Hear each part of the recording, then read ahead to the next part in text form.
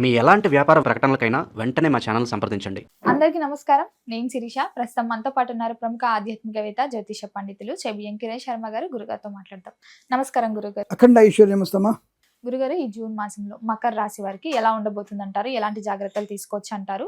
ఆర్థిక ఆరోగ్య పరంగా చూసుకుంటే ఎలా ఉంటుందంటారు? మకర రాశి వారికి దాదాపు జూన్ 2026లో మొదటి వారంలోనే ప్రమాద తీవ్రత ఎక్కువగా ఉంటుంది. అంటే ఆస్తి నష్టము, అగ్ని ప్రమాదం జరగడము, విద్యుత్ వాహకాల వల్ల ప్రమాదం జరగడం, కొత్త వ్యక్తుల వల్ల నష్టాన్ని పొందుకోవడం, వ్యాపార భాగస్వామ్యంతో ఇబ్బందులు రావడం.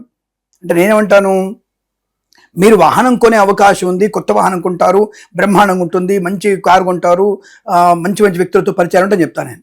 మరి కారు కొంటారని చెప్పిన తర్వాత మాస ఫలితాలు జరిగి డీజిల్ రేటు పెరుగుతాయి, డీజిల్ లైన్లో ఉంది, డీజిల్ దొరకదు, మీకు జాగ్రత్తగా ఉండండి, ప్రధానమంత్రి గారు పొదుపు చేయమన్నారు, పొదుపు చేయమని చెప్తాను నేను.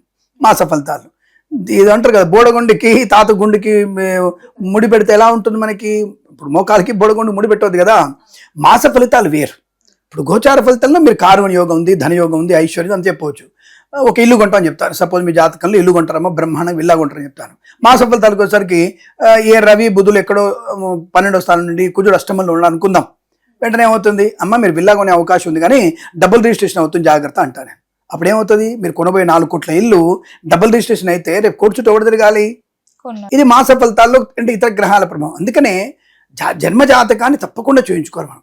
గోచార ఫలితాలు అనేవి ఎలా ఉంటాయంటే, మేమేం చెప్తాను, నేను చెప్పే అందరికీ కామన్గా అర్థమయ్యేట్టుగా ఇక్కడి నుంచి మీరు బెజవాడ అంటే భాగ్యనగరం నుంచి బెజవాడ వెళ్ళడం ఖాయం.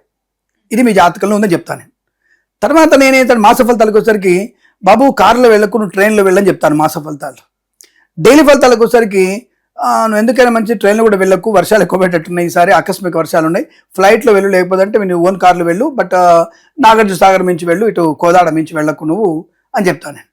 అంటే మీ ప్రశ్న ఏంటి కిరణ్ శర్మ మీకు తిక్కరా, జర్నీ బాగుందన్నాడు మళ్ళీ ఇప్పుడేమో మారుతా అంటే, ఈ గ్రహచారంలో రోజువారి ఫలితాల్లో ఎక్కడో దగ్గర మీకు ప్రయాణ ఆటంకం ఏర్పడుతుంది. ఆ మాస ఫలితాలు ఇతరుల వల్ల మీకు ఇబ్బంది కలిగే అవకాశం ఉంటుంది, మీ కారు ఎక్కడన్నా స్ట్రక్ అయిపోవచ్చు అన్నటువంటి భావన ఎక్కువగా కనపడుతుంది. Share market speculation, communities, crypto currency, bit coins లాంటి వల్ల ఫస్ట్ వీక్లోనే చాలా దారుణమైనటువంటి మోసాలు పొందుకునే అవకాశాలు ఎక్కువ కనపడుతున్నాయి. రెండో వారంలో మన అద్భుతమైనటువంటి యోగం అంటే share market speculation, communities, crypto currency, bit coins లాంటి వల్ల ధనప్రాప్తి, వాహన యోగము, డ్రైవర్లకి, పెయింటర్లకు కలిసి రావడం, విదేశీయానం, విదేశాల విద్యాభివృద్ధి, ప్రాజెక్టులోంచి ఒక ప్రాజెక్టులోకి వెళ్ళడం, ఇది చాలా తప్పకుండా మీరు జరిగే అవకాశం. అంటే మంచి అనుకూలమైనటువంటి శుభయోగం కూడా ఈ రాశి వారికి చాలా బలం కనబడుతోంది. అలాగే విద్యా, ఉద్యోగ, వ్యాపారాలు లాభాలు పొందుకోవచ్చు, ప్రమోషన్ కానీ ఇంక్రిమెంట్ కానీ అనుకూలవంతంగా ఉంది. కళాకారులకు క్రీడకు లాభాలు ఉన్నాయి, కన్సల్టెన్సీ మీద ఆధారపడవచ్చు, మ్యారేజ్ బ్యూరో శుభవార్త. మరి 3వ వారంలో ఎలా ఉంది ఈ రాశి వారికి అంటే, మకర రాశి వారికి 3వ వారంలో 4 రోజులు యావరేజ్గా ఉండి, తర్వాత ఎండింగ్లో 3వ వారం ఎండింగ్లో వీరికి తీవ్ర నష్టం ఉంది. సో జాగ్రత్తగా ఉండే ప్రయత్నం చేయాలి. అంటే ఆల్మోస్ట్గా నాకు తెలిసి విద్యార్థులు ఎక్కువ శ్రద్ధ, ఏకాగ్రత పెట్టాలి. యాక్చువల్గా అయితే మకర రాశి వారికి సప్తమ గురుడు యోగకారకుడే. ఎందుకంటే గురుడు మారుతున్నటువంటి సమయంలో మకర రాశి వారికి మంచి యోగాన్ని కలిగిస్తాడు, కానీ తొందరపాటు నిర్ణయాలు ఎక్కువ కలిగిస్తాడు. కుజుడు యొక్క ప్రభావం చేత ఓవర్ ఎక్స్పెక్టేషన్, ఓవర్ థింకింగ్, నాకంటే తోపవర్లేనటువంటి భావనతో అటెంప్టేషన్ సరిగా ఉండదు. అంటే presence of mind, exam presentation సరిగా ఉండకపోవడం వల్ల నెగిటివ్ మార్కులు వచ్చే అవకాశం ఉంటుంది. So be careful. ఆ టైంలో ఏదైనా నీట్ లాంటి పరీక్షలు ఉండే అవకాశం అది. ఆ సమయంలో విద్యార్థులు ఈ రాశి వాళ్ళు చాలా జాగ్రత్తగా ఉంటూ జన్మజాతకాన్ని చూయించుకొని తగిన పరిహారాలు చేసుకోవడం ఉత్తమమైనటువంటి మార్గాన్ని చెప్పవచ్చు. So be careful. అది 3వ వారంలో ఆఖరి 4 రోజులు కాస్త ఇబ్బందికరంగా ఉంది. సో మరి 4వ వారంలో పర్వాలేదు, అంటే యావరేజ్ ఫలితాలు, there is no negative, no positive. కానీ వ్యాపార పరంగా ఉన్న వ్యాపారాన్ని అభివృద్ధి చేసుకోవచ్చు, షేర్ మార్కెట్లో పెట్టుబడి పెట్టవచ్చు, దీర్ఘకాలికమైన పెట్టుబడి పెడితే లాభాలు పొందుకునే అవకాశం. ఇక వ్యాపార పరంగా ఫార్మా, సిమెంటు, ఐరన్, ఇటుకలు, ఇసుక, రాగి, ఇత్తడి వ్యాపారంలో, కన్స్ట్రక్షన్, రియల్ ఎస్టేట్, మద్యపాన, హోటల్ వ్యాపారం కానీ, ఇంటీరియర్, ఎక్స్టీరియర్ ఫర్నిచర్, గాజు పరిశ్రమ కానీ, boutiques, beauty parlour, bamboo depot, బాణసంచ కర్మాగారం కానీ, టైల్ల వ్యాపారం, ముద్రణాలయం కానీ అనుకూలంగా ఉండే అవకాశం ఉంటుంది. ఈవెంట్ చేసేవారు గొప్ప ఈవెంట్స్ లభించే అవకాశాలు, ఇతరుల సహకారం అందుకోవడం, రైతులకి పంట లాభం, మత్స్యకారులకి మత్స్య సంపద, ప్రజలు చేపలు చెల్లె వారికి లాభాలు పొందుకోవడం, అలాగే విదేశాల్లో, స్వదేశంలో అనుకూలమైన వృత్తి ఉద్యోగాల లాభాలు, విద్యా పరిపూర్ణత పొందుకోవడం, కుటుంబ సభ్యులతో అనుకూలత, ఆనంద యోగం, వివాహ యోగం, సంతాన యోగం, ఇవన్నీ కూడా అంటే కుటుంబ పరంగా ఆస్తిపాస్తుల గొడవల నుంచి కూడా బయటపడే అవకాశాలు, కోర్టు వివాదాలు సమసిపోతాయి. తప్పకుండా కోర్టు విషయాల నుంచి మన అనుకూలంగా మారే అవకాశం. ఎందుకైనా మంచిది 3వ వారంలో కాస్త మౌనంగా ఉండడం ప్రయోజనాన్ని కలిగిస్తుంది. పెద్దవాళ్ళతో సంయమనం పాటిస్తే చాలా మంచిదనే విషయాన్ని గమనిస్తే చాలా వీరికి లాభంగా ఉంటుంది. తీర్థయాత్ర సేవన కూడా ఉంది. విహారయాత్రలు, వినోదయాత్ర చేసే అవకాశాలు, వేద పండితులు, పురోహితులు, బ్రాహ్మణత్వం, కులవృత్తుల వారికి, జ్యోతిష్య పండితులకి, వైద్యులకి, వైద్య బృందాల వారికి, న్యాయవాదులకి, ఎల్ఐసి, మెడికల్ గృహిణి మధ్యంట్లో కూడా లాభదాయకమైన శుభయోగం చెప్పబడుతుంది. తప్పకుండా వీరికి అనుకూలవంతమైనటువంటి ఆర్థిక ఆనందదే శుభయోగాల పరంపర బాగా కొనసాగుతుందని చెప్పవచ్చు.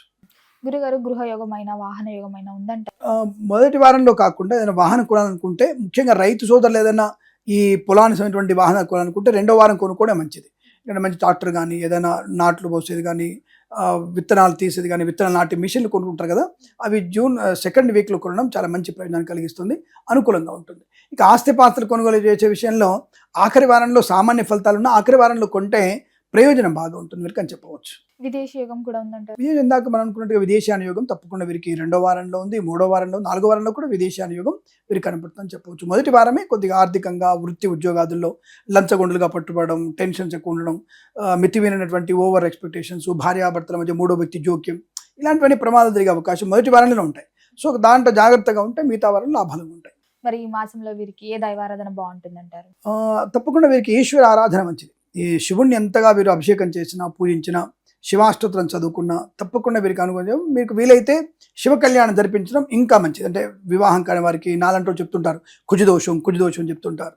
దాని నుంచి భయపడకుండా ఈశ్వర కళ్యాణం చేయిస్తే, అంటే పార్వతీ పరమేశ్వరుల కళ్యాణం చేయిస్తే తప్పకుండా అనుకూలవంతమైన శుభయోగాలు ఉంటాయని చెప్పవచ్చు. అందరి రాశుల వరకు ఒకటి గుర్తుపెట్టుకోండి, అన్ని రాశుల వారు భగవద్గీత పారాయణం, ఏ రాశి వారికైనా సరే బాగున్నా బాగాలేకపోయినా భగవద్గీత పారాయణం కనుక చేస్తే చాలా మంచిది. గుర్తుపెట్టుకోండి, అసలు ఏ అధ్యాయం చదువుతున్నా సరే నథింగ్ బట్ జీవితానికి ఒక టార్చ్ లైట్ లాంటిది భగవద్గీత. దాని ఎందుకు అందరూ అశ్రద్ధ చేస్తున్నారు.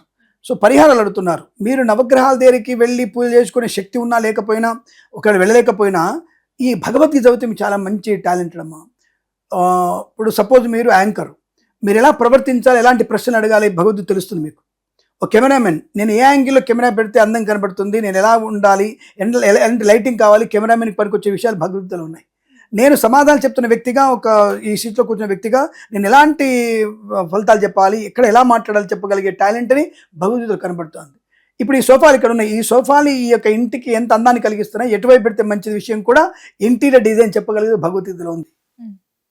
ప్రతి విషయం నువ్వు అడాప్ట్ చేసుకోగలిగితే ప్రతి విషయంలో సమాధానం నీకు భగవద్గీతలో ఉంది.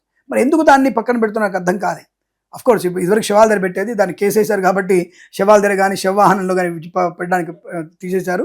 కాబట్టి అది శవాన్ని దగ్గర పెట్టే శవగీత కాదు, అది నీ జీవిత గీతను మార్చేది అది. కాబట్టి ఎవరైనా సరే భగవద్గీతను నిజంగా చెప్తున్నా, you just read it, adapt it, మీకు 100% సక్సెస్ బాగా ఉంటుంది. ప్రతి అధ్యాయంలో దాన్ని ఎందుకు అశ్రద్ధ చేస్తానికి ఇప్పటికి అర్థం కాలేదు. యూత్లో అది మీకు పాఠ్యపురాణానికి పెడితే అసలు యూత్లో ఇటువంటి మీ జెన్జీకి అందరికి కూడా ఒక మంచి ప్రయోజనం కలుగుతుంది. ఇప్పుడు ఒక మంచి మార్పు వస్తుంది. ఇది ట్రస్ట్ 100% చేయండి మీరు, దానివల్ల చాలా ప్రయోజనం ఉంటుంది. ఎవరైనా సరే భగవద్గీత పారాయణం చేసుకోండి, అద్భుతమైన ఫలితాలు మీ ఇంట్లో ఉంటాయి. చచ్చిపోతున్నాడు లేచి కూర్చుంటాడమ్మా, ఇది గ్యారంటీ. అటువంటి బలమైనటువంటి దాంట్లో నియమాలు, నీతి, సంస్కారం దాంట్లో బాగా కనబడుతుంది మనకి. గురుగారు, మొత్తం మీద జూన్ మాసంలో మకర రాశి వారికి ఎలా ఉంది, ఎలాంటి జాగ్రత్తలు తీసుకోవాలి, ఎలాంటి పరిహారాలు చేయాలో తెలియజేసినందుకు ధన్యవాదాలండి. శుభమస్తు, ఆనంద సిద్ధిరస్తు.